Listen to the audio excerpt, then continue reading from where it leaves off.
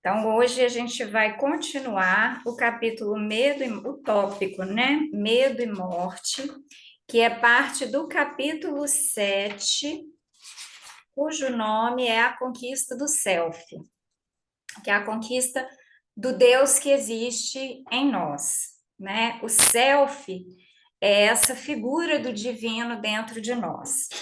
Então, eu queria, na aula passada a gente falou um pouco, né, sobre a psicogênese dos medos, né, então, assim, das doenças que a gente às vezes desenvolve por causa dos medos e como esses medos vêm por dentro da gente e eu quero continuar a partir daí, a partir desse último pedaço que a gente estudou, que, para quem estiver acompanhando no livro, é o segundo parágrafo da página 118, que começa assim: na psicogênese, porém, dos estados fóbicos em geral, não se pode descartar a anterioridade existencial do ser em espírito, peregrino que é de inumeráveis reencarnações, cuja história traz escritas nas tecelagens intrincadas da própria estrutura espiritual.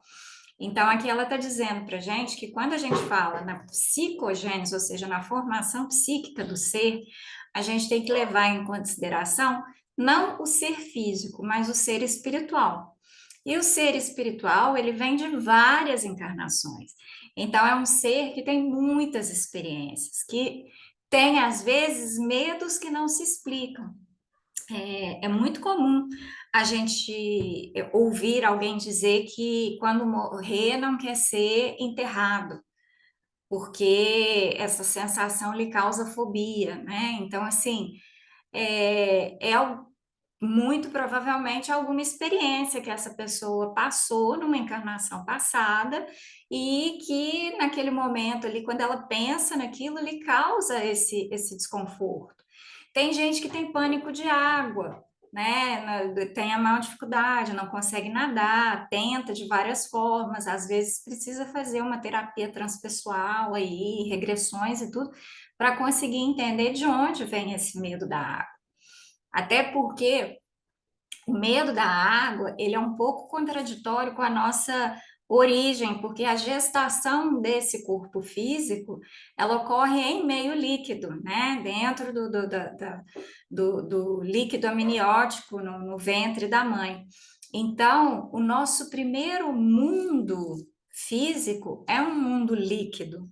Então, a gente não deveria ter fobia. Tanto é que tem documentários muito lindos sobre crianças aprendendo a nadar antes quanto antes melhor, porque elas passaram tanto tempo no meio líquido que continuar em contato com o meio líquido facilita esse processo para elas, né? Então é algo muito interessante.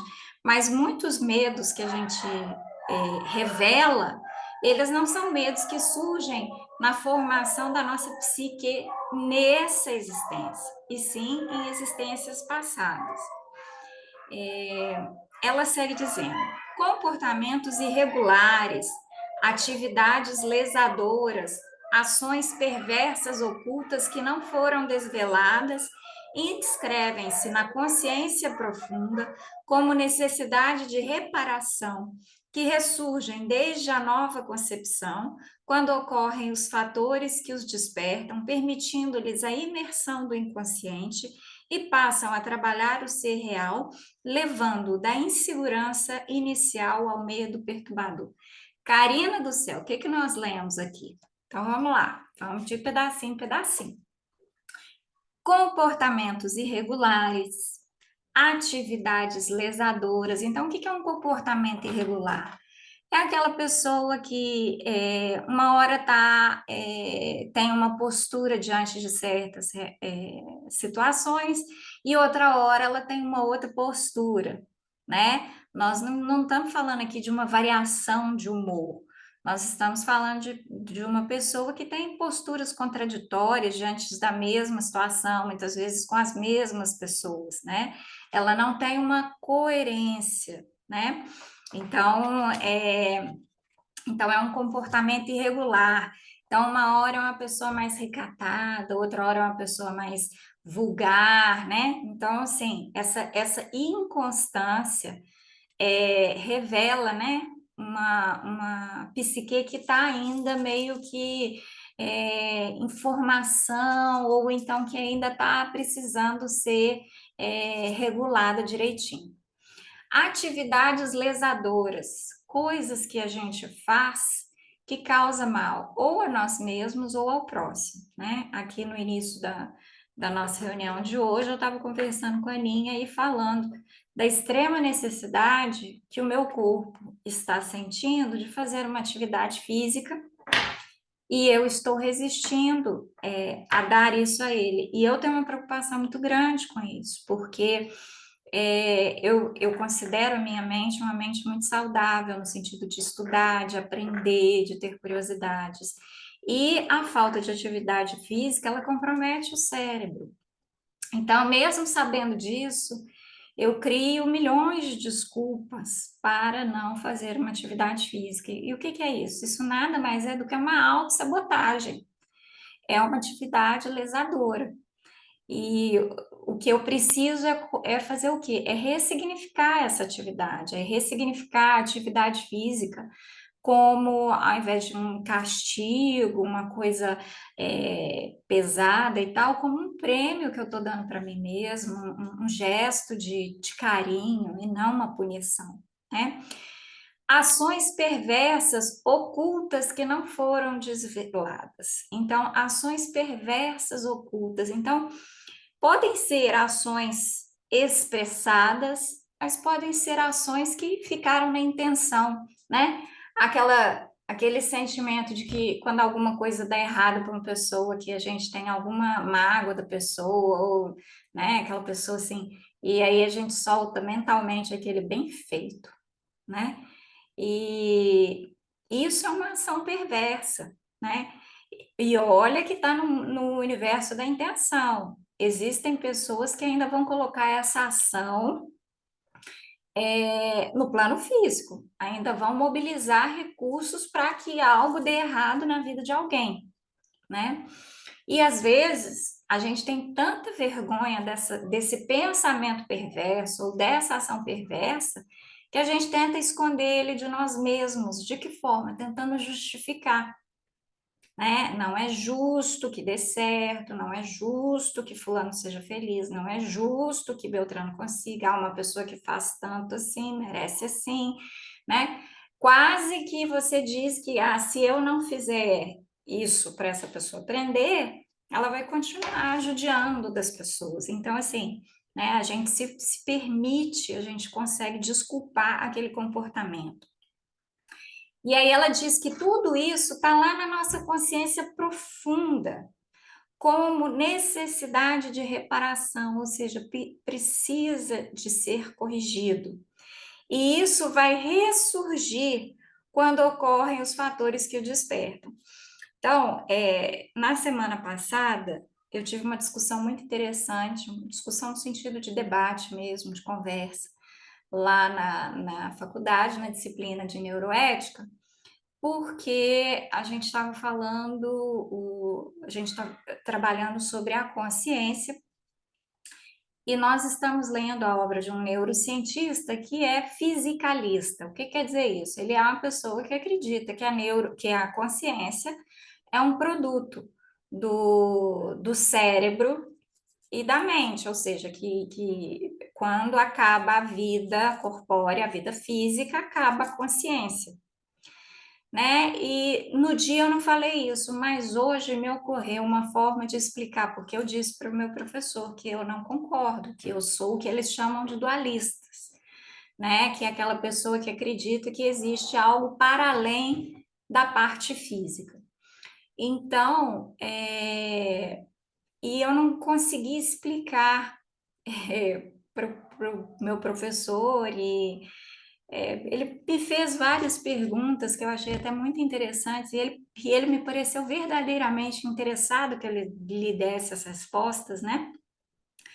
Parece que alguns filósofos já falaram que gostariam muito de serem convencidos da existência de Deus.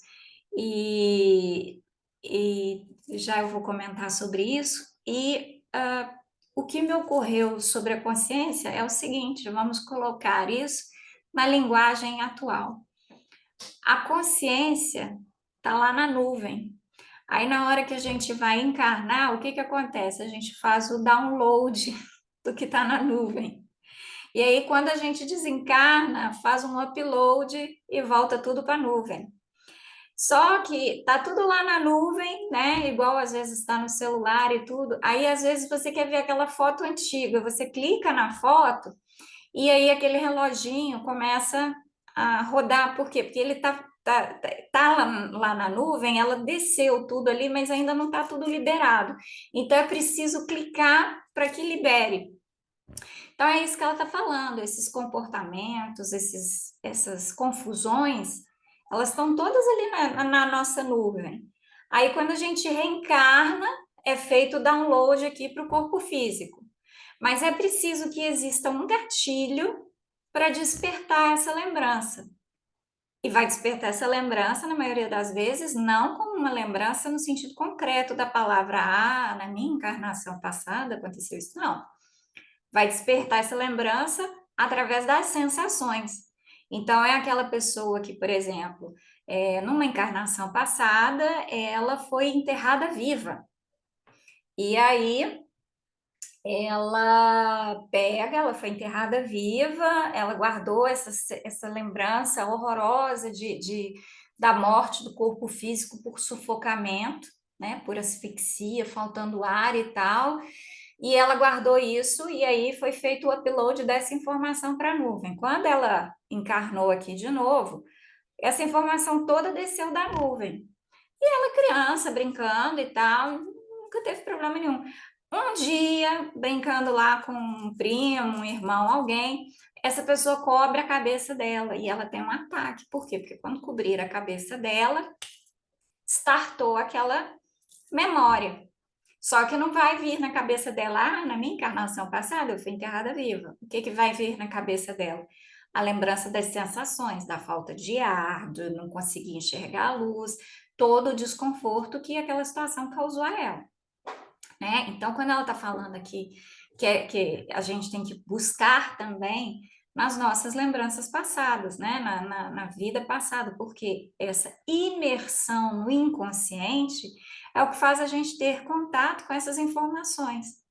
Quantas sensações ou percepções a gente tem da vida que a gente não consegue, da vida e de fatos e de circunstâncias, e a gente não consegue explicar. Tem um livro que chama-se Blink, No Piscar de Olhos. E eu não li o livro todo, eu li o início do livro, que conta uma história extremamente interessante. Ele vai contar a história de uma estátua que foi comprada para um museu na Califórnia. E aí, essa estátua foi comprada, e antes de comprar a estátua, eles deram uma olhada na documentação, a documentação parecia estar ok. Aí chamaram fizeram uns testes, porque essa seria uma estátua de uma época muito antiga, então fizeram uns testes com a pedra da estátua e os testes teriam dado ok. Mas aí, por fim, depois que o negócio já estava fechado, na realidade, é que eles chamaram especialistas naquela obra de arte para olhar.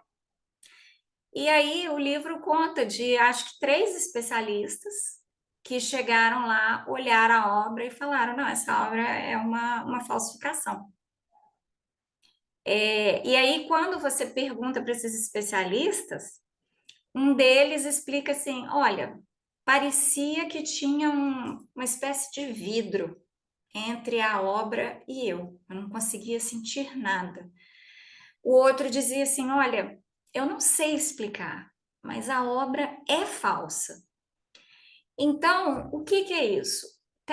Existe um neurocientista, que ele é português, radicado nos Estados Unidos, muito conhecido dentro do campo da neurociência, chama Antônio Damasio, e ele tem um livro que chama O Erro de Descartes, que fala sobre essa questão, que fala sobre isso, trazendo uma teoria que chama teoria do marcador somático.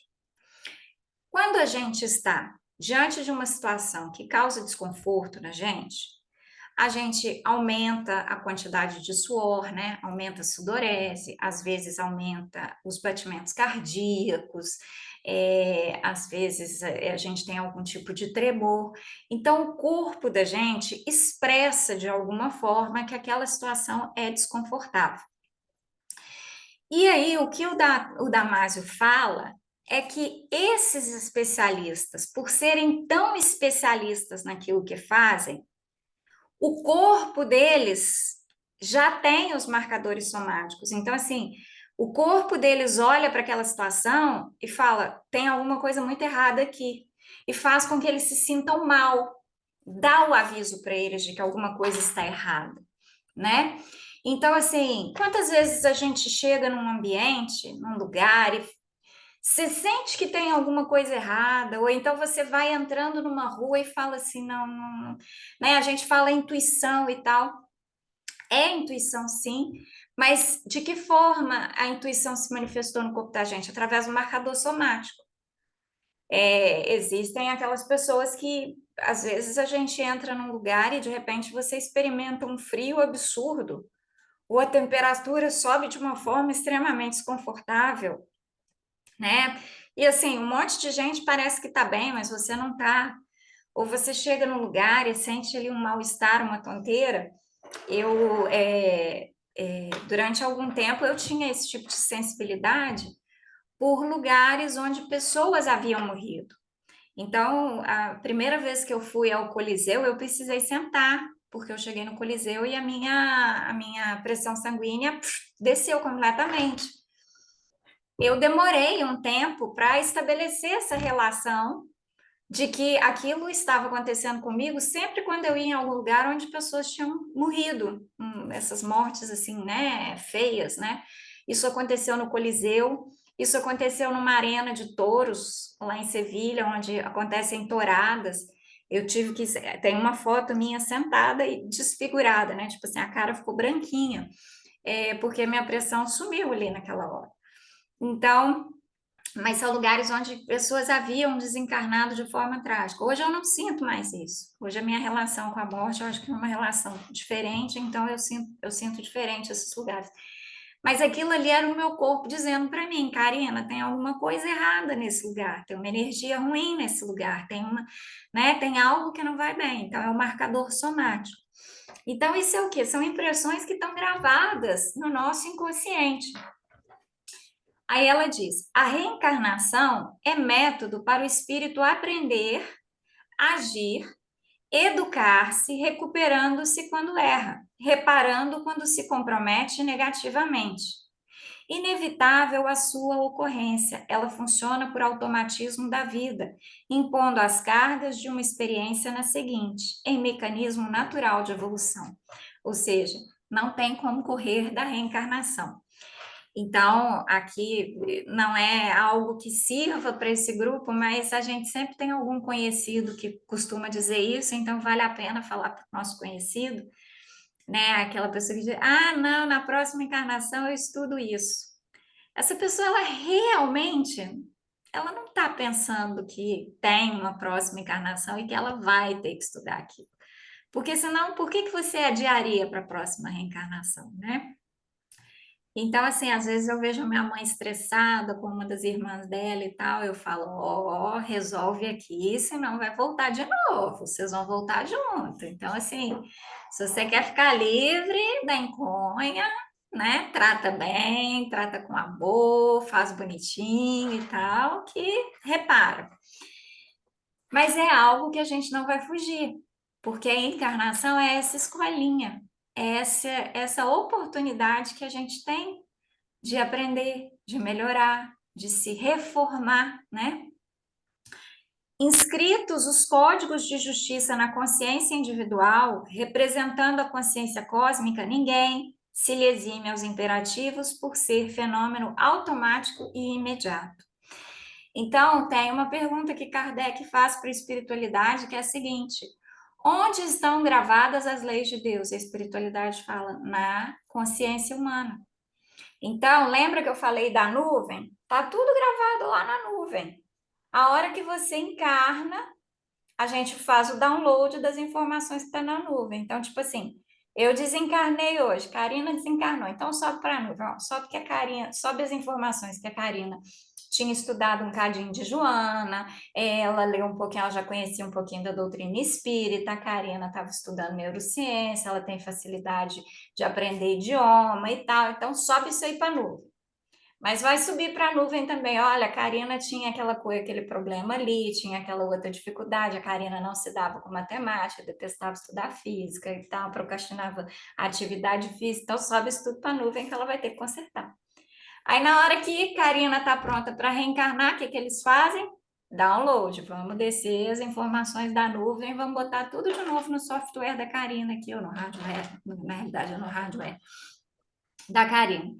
Então vem. E junto com isso vem também um livrinho que acompanha a gente desde quando nós fomos criados, que é um livrinho que contém as leis divinas, que faz com que eu perceba como sendo natural o progresso, a solidariedade, a caridade, o amor, a adoração, a prece, a destruição, né? Eu não sei se vocês tiveram a oportunidade de assistir um vídeo que eu coloquei lá para gente no grupo, que é um professor de filosofia fazendo uma reflexão sobre o filme do Oppenheimer.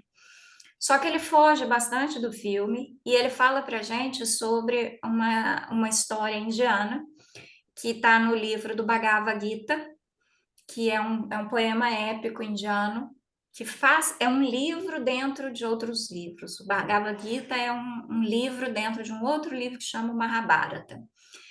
E nesse livro, o deus da destruição, que é Vishnu, tem uma conversa com esse rapaz, que é o personagem principal, que é o Arjuna. Então, a história toda do livro do Bhagavad Gita é sobre uma guerra. É uma guerra entre dois lados de uma mesma família. E o Arjuna está no meio dessa guerra.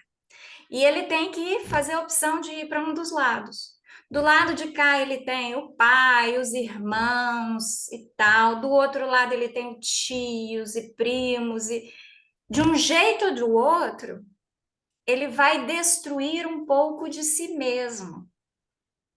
Ou ele vai lutar contra o lado de cá ou contra o lado de lá. Então, o livro inteiro é o Arjuna no meio desse campo de batalha, tentando decidir o que fazer, né? E os deuses interagem com ele, né? Os hindus, eles têm o deus da criação, da destruição, e aí tem uma hora que ele interage com Vishnu, que é o deus da destruição. E Vishnu fala com ele, olha, se eu parar de destruir, o mundo não se renova.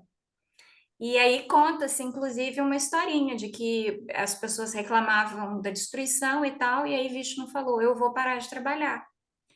E aí as pessoas morriam, os animais morriam e os corpos ficavam espalhados. Por quê? Porque a destruição não estava acontecendo. E com isso, a terra não era adubada. E aí as plantas não recebiam alimento. E aí foram morrendo. Então, assim, mostra que a destruição nada mais é do que um mero processo da criação. Então, nessa história toda lá que ele vai contar, ele vai falar da destruição de si mesmo para a criação de um novo si, né? Para a criação de um novo você. Então, é preciso que a gente destrua o antigo você para construir o novo você. Então, quando ela fala aqui dessas leis divinas, a lei de destruição para a gente, ela é percebida, ela deveria ser percebida de forma natural. Mas as concepções históricas, outras concepções que a gente foi recebendo ao longo da caminhada, são concepções que fazem o quê? Fazem a gente pensar que a morte é um castigo. Ah, coitado de quem morre jovem, tão bom, nossa, a pessoa tão boa morreu. Gente, isso aqui não é Disney, agora é que a pessoa tá indo pra Disney. Você quer o quê? Que a pessoa fica aqui? Fica aqui morrendo de medo de ser assaltado no trânsito, ligando o jornal aí, só escutando notícia ruim, recebendo um monte de boleto todo mês. É isso que você deseja? Porque quando a gente fala assim, ah, tadinho, morreu tão jovem, nossa, é uma pessoa tão boa e morreu. Você está desejando mal para as pessoas se você quer que ela fique aqui, não é não? Porque, na boa, só de eu pensar que desencarnei e não vou receber boleto, nossa, já é um motivo muito bom para desencarnar. Não que eu queira, prefiro pagar os boletos por hora. Mas, né, eu fico pensando, nossa, a pessoa que vai embora não paga mais boleto, ela não sente mais dor. Gente, eu nunca tive, mas quem tem uma pedra no rim que atire a primeira pedra, né? A pessoa que teve uma pedra no rim, ela vai falar. Minha mãe teve aqui uma pedra no rim que, nossa senhora, acho que se falasse com ela, ó, se você quer desencarnar, você não vai sentir mais essa dor, ela ia topar na hora. Como a gente já teve alguma dor em algum momento da vida da gente, que se falasse pra gente, quer ir? Não vai sentir mais? Você fala, não, agora. Só se for agora. Só que aí a gente esquece, a dor passa, né?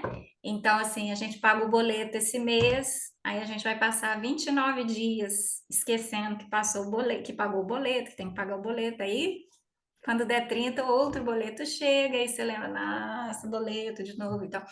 Então, assim, essa passagem por aqui é uma passagem educativa.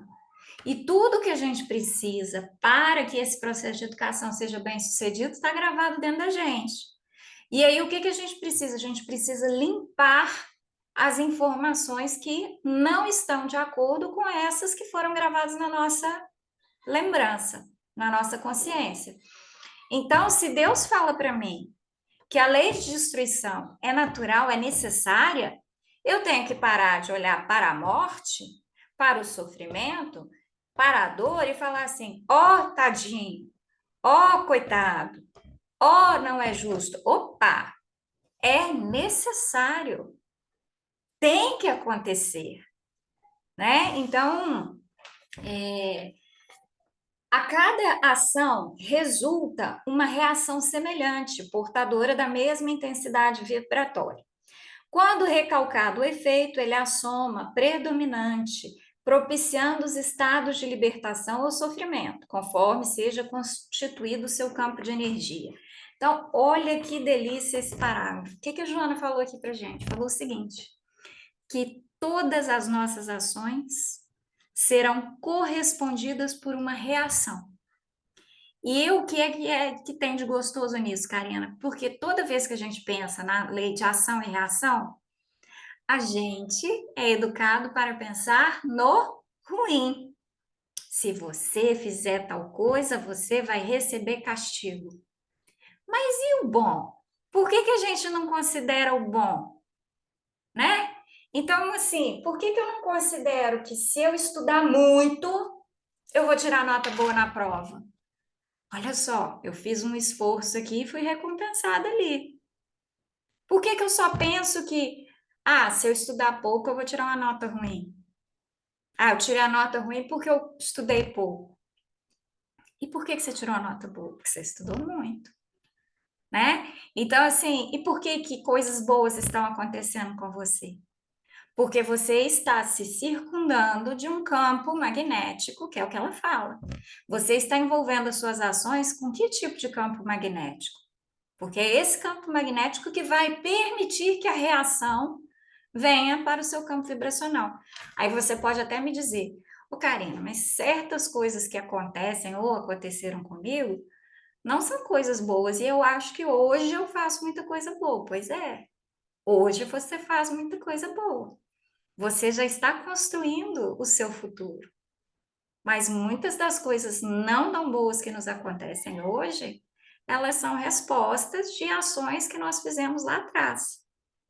E aí a gente tem que entender que a misericórdia de Deus permitiu que a gente só acertasse essa conta quando a gente estava já em condições para aguentar. Porque, gente, às vezes a gente pratica uns atos ruins que, se fossem praticados com a gente não ia dar conta. E é aí onde entra a misericórdia divina, de falar assim: opa, meu filho, você está fazendo uma coisa que, se fosse feita com você, você não ia dar conta. Mas eu vou esperar você ficar um pouquinho mais forte para você entender que isso dói. Então, é preciso que a gente tenha, na realidade, gratidão. Opa, peraí, isso aqui está acontecendo, nossa, isso aconteceu comigo e eu tive a intuição, justamente, de perceber que me estava sendo dada a oportunidade de quitar uma. A gente não gosta muito dessa expressão dívida, né? Porque parece que Deus está ali com um papelzinho na mão, computando o que a gente faz de bom, né? Aí aqui só tem gente jovem nesse grupo, então o pessoal vai lembrar da tabela do Fantástico, que tinha a zebra, né? Dava o resultado de gols, aí tinha a zebra. Eu adorava ver quando dava zebra, né? Então, parece que Deus está ali com aquela tabelinha e deu zebra e tal. Então, assim, mas não, ele não está com a tabelinha, não. Quem está com a tabelinha é justamente o quê? Nossa própria consciência. Que ao entender, ao compreender, faz, opa, olha aqui, ó, tá legal não. Porque se não fosse a nossa própria consciência, nós não estaríamos aqui nessa noite de segunda-feira tentando melhorar. Alguém está aqui hoje porque Deus bateu aí na sua casa e falou assim: aqui, ó, vai lá para a reunião que você tem que melhorar? Ou o marido, ou o filho, ou um amigo, ou pai, ou mãe, alguém falou: ops, vai lá para a reunião, você tem que melhorar. Ou para os amigos que não puderam estar aqui, mas vão tirar um tempo do dia deles para assistir o vídeo. Tá assistindo o vídeo da gravação de hoje porque alguém mandou? Não. Então é uma decisão nossa. E aí vem o próximo parágrafo, onde ela fala assim: o autodescobrimento é terapia salutar para que sejam identificadas as causas geradoras e, ao mesmo tempo, a conscientização de quais recursos se podem utilizar para a liberação. Ou seja, o que que nós estamos fazendo aqui? Autodescobrimento. Por quê? Porque o autodescobrimento nos permite entender o que a gente fez que deu causa ao que está acontecendo e, dessa forma, corrigir para que não aconteça novamente. Então, vamos supor o seguinte: que eu tenha tido a oportunidade. Eu vou contar uma história de coisa que, tipo assim, não acontece aqui no Brasil, é coisa que a gente só vê acontecendo, tipo assim, lá na Suíça. Então, vamos imaginar que eu fosse uma secretária de educação e pegasse uma verba que veio para a merenda escolar e utilizasse essa verba fazendo um superfaturamento com um combinado ali com uma cantina que estava entregando uma comidinha mais ou menos lá na escola, e a gente compartilhou a diferença. Com essa diferença eu troquei meu carro, fiquei com um carro, ó, bala. Isso não acontece no Brasil, tá, gente? Só acontece lá na Europa. Mas vamos supor que eu tivesse feito isso e aprendesse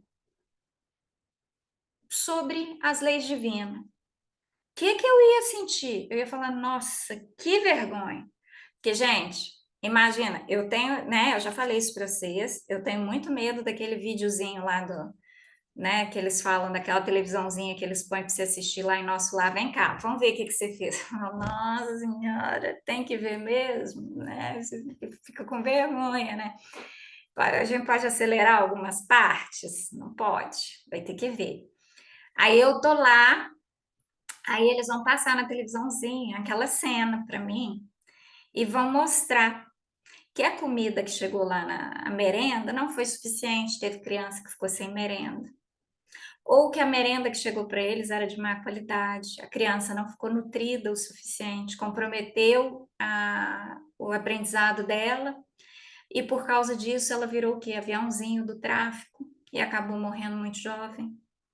Então, olha a quantidade de consequências que aquela minha ação inofensiva de superfaturar ali uma verba e tal, não sei o quê, tirar um carrinho novo para mim ali daquele negócio, olha a quantidade de coisa que decorreu disso aí.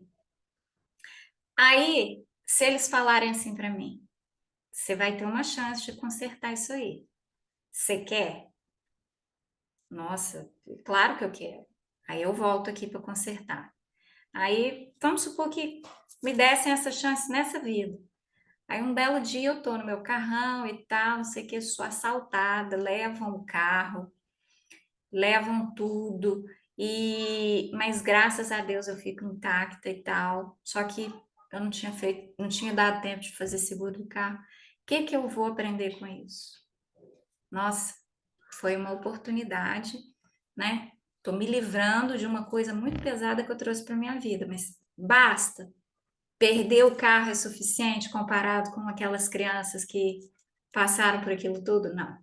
Então, aqui fala que é proporcional. Então, vamos ver o que que a gente pode fazer para consertar. E aí a gente vai tendo essas oportunidades. E aí você vai mudando.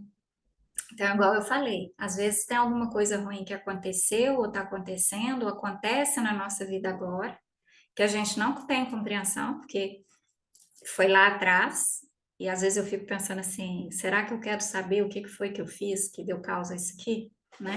É a tal da televisãozinha.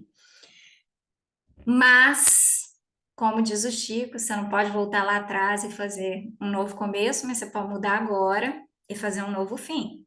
Então, nós estamos aqui fazendo o quê? Trabalhando. Então, vamos fazer o autodescobrimento, vamos descobrir aqui, ó, o que que é que está precisando melhorar, onde é que tem que consertar. Você não tem que achar que você tem que levar vantagem, que desviar a verba, que aquele dinheiro não é seu. Isso é corrupção, isso está errado. Isso fere a lei de progresso, a lei de solidariedade. Você não precisa de um carro melhor do que o que você tem agora, pelo menos não nessas circunstâncias, dessa forma. Então, é um aprendizado. Aí ela coloca: conhecendo o fator responsável pelo medo, antepor-se-lhe-á a confiança nas causas positivas que resultarão em futuros equilíbrios de fácil aquisição. Então, olha só, por que que eu fiz o desvio da verba para comprar o carro novo? Porque eu fiquei com medo de não conseguir o dinheiro suficiente ou de ser reeleito, se bem que eu tinha falado que eu era uma secretária de educação e secretária de educação não é eleita, é nomeado, mas fiquei com medo do político não me nomear de novo, de eu não ter dinheiro suficiente, ou daquele meio social que eu vivia, eu ser discriminada porque meu carrinho era um carrinho simples e o pessoal lá, todo mundo com carro importado e tal. Então, peraí, vamos descobrir de onde veio o medo que foi capaz de te levar a fazer, a ter essa atitude desequilibrada, essa atitude incongruente, incoerente que você teve. Uma atitude em desarmonia com as leis divinas. Então, é esse exercício que ela está propondo para a gente aqui. Aí ela fala: ao lado das terapias acadêmicas, conforme a etiopatogenia do medo em cada criatura, a renovação pessoal pelo otimismo, a autoestima, o hábito das ideações elevadas, da oração, da meditação, constituem eficientes recursos curativos para o autoencontro, a paz interior. Gente, olha que delícia ela dando para gente como que você vai exercitar isso. A renovação pessoal pelo otimismo. Ser otimista é algo bom. Por mais que te digam, ah, você é muito otimista, sou mesmo. Eu ponho óculos cor-de-rosa para ver o mundo sempre. A autoestima, né? Vamos falar bem da gente mesmo, vamos tratar da gente com carinho, vamos levar a Karina para fazer atividade física, vamos cuidar da dieta, né? Vamos fazer um lazer que a gente goste, fazer uma coisa boa. Da oração, vamos conversar com Deus. da meditação, vamos tirar um tempinho para desacelerar a mente. Vamos fazer um autoencontro, vamos buscar a paz interior. O medo é inimigo mórbido que deve ser enfrentado com naturalidade através do exercício da razão e da lógica. A gente não enfrenta o medo com tapinha nas costas, tipo assim, larga disso, isso é bobagem. A gente enfrenta o medo olhando ele de frente, dizendo: não, você não é real. Eu vou abrir aqui um parêntese, porque hoje eu quero parar por aqui, porque eu acho que esse capítulo é um capítulo que exige da gente um pouco de reflexão. Eu vou parar aqui para falar para vocês de um livro que eu estou lendo. Chama-se Cartas de um Diabo a Seu Aprendiz. É um livro do C.S. Lewis. Para quem não conhece, o C.S. Lewis é aquele que escreveu Crônicas de Nárnia. C.S. Lewis, a princípio, era ateu, e ele conheceu o Tolkien, que é o autor dos livros O Senhor dos Anéis, da série O Senhor dos Anéis, que era um católico praticante, temente, crente, né, em Deus, e numa caminhada que eles fazem à margem de um rio, Tolkien explica a fé dele para C.S. Lewis e C.S. Lewis se converte ao cristianismo, né? Então, assim, C.S. Lewis não abraçou nenhuma denominação religiosa. Ele se chamava cristão no sentido da palavra cristianismo. Então, ele não era católico, ele não era protestante, luterano, anglicano, nada disso. Ele era cristão, na essência da palavra. E as historinhas que ele escreveu, né, Crônicas de Nárnia, na realidade, nada mais é do que o Evangelho para crianças, né? Então, muitos de nós, pelo menos o primeiro filme, né, o da Bruxa, o Leão e o Guarda-Roupa, a gente assistiu. E para quem não assistiu, eu já vou dar um spoiler, que tem um momento em que o leão se sacrifica morrendo, só que ele renasce. Então, assim, quando eu falei assim, gente, é sério isso? É tão evidente assim? E o Tolkien, quando o C.S. Lewis mostrou para ele o Crônicas de Nárnia, o Tolkien falou com ele, nossa, mas você é muito óbvio. E até hoje tem um monte de ateu e agnóstico que assiste o Crônicas de Nárnia, acha maravilhoso e não conhece, não sabe o que ele está vendo, né? Então, tudo bem.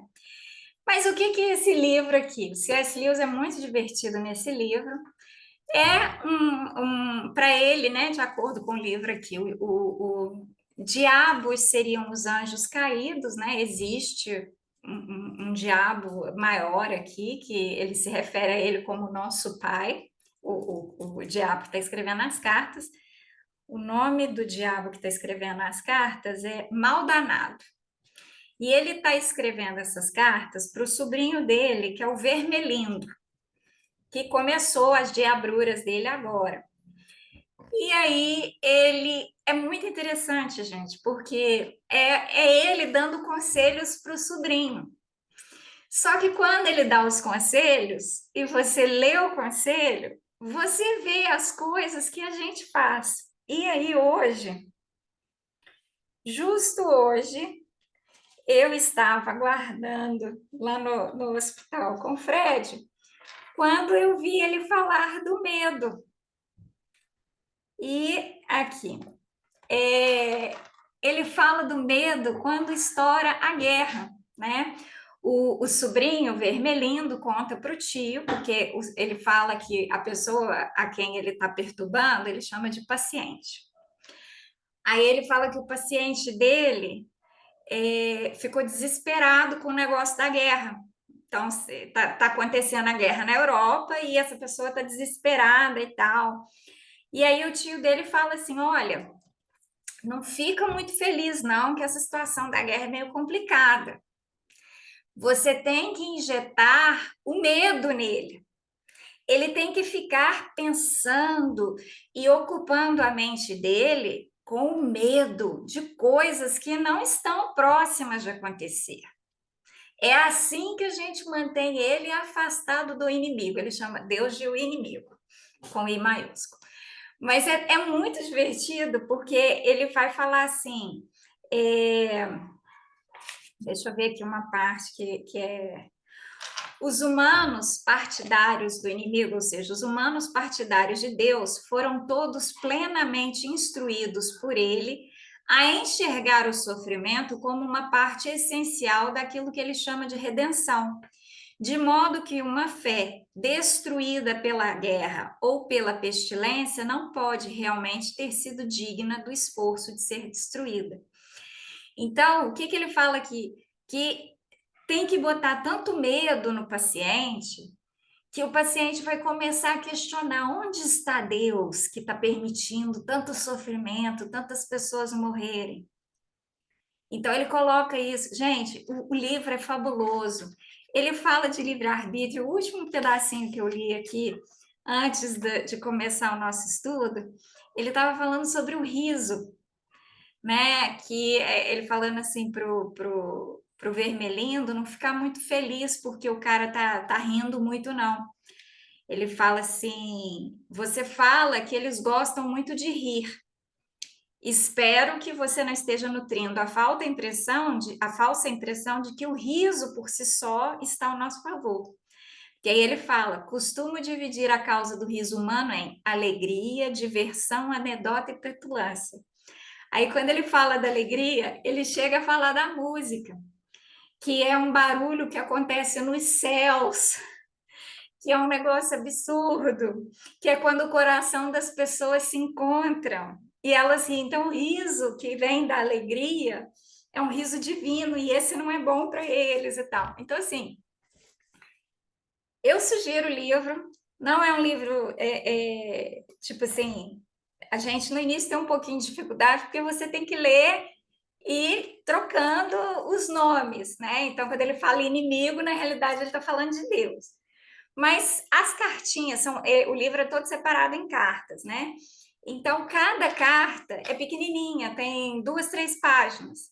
Então, e elas não são são mais ou menos continuação, sim. Mas aí você pode ler uma carta, parar, refletir, entender, e tem muita coisa bacana aqui. Então, eu recomendo o livro. E aí ele tem essa parte do medo. E a Joana fala o tempo todo, gente, o medo. Vou colocar isso em palavras mais simples, né? Medo não é de Deus. Esse medo que nos para, que nos faz questionar a nossa fé, esse medo não é de Deus. Esse medo que faz a gente pensar na morte como algo muito ruim, como um castigo, esse medo que não permite que a gente entenda que a lei de destruição ela é necessária, ela é uma etapa da criação. Esse medo que nos faz querer que o corpo físico viva eternamente. E para isso a gente estica, puxa, tira de onde não tem, para pôr onde não tem. E esse medo de que a sociedade não nos aceite ou que não nos olhe com bons olhos por causa das nossas escolhas materiais, que na realidade são menos materiais. Esse medo, esse não é o medo, esse é o medo, e ali ele coloca que a importância desse medo é desviar os nossos olhos daquilo que realmente importa. Desviar os nossos olhos de Deus. Então, esse é o medo que a Joana está falando. Procura a causa desse medo, reverte isso, porque isso está te afastando do Pai. Então, gente, com essa sugestão de fazermos uma reflexão sobre as coisas das quais temos medo. Eu tenho medo de, sei lá, perder todos os meus bens. Eu tenho medo de que aconteça alguma coisa com os meus filhos. É lógico que eu tenho esse medo. Mas esse medo está num nível natural, que é aquele medo, eu não gostaria, mas eu confio em ti, Senhor. Ou é aquele medo, não, se isso acontecer, minha vida acabou, né? Então vamos avaliar os nossos medos, vamos medir os nossos medos, e aí vamos colocar eles no lugarzinho que eles têm que ocupar, porque o medo tem uma função só, que é contribuir para a lei de sobrevivência e preservação da espécie. Então, eu preciso ter medo de quê? Daquilo que causa mal à minha saúde. Eu preciso ter medo daquilo que não faz bem ao meu coração. Eu preciso ter medo daquilo que não me ajuda a ser melhor em nada. Tirando isso aí, não tem mais nada que eu preciso ter medo, tá? Então, é esse o convite de hoje. Eu vou encerrar a gravação para a gente abrir para os comentários.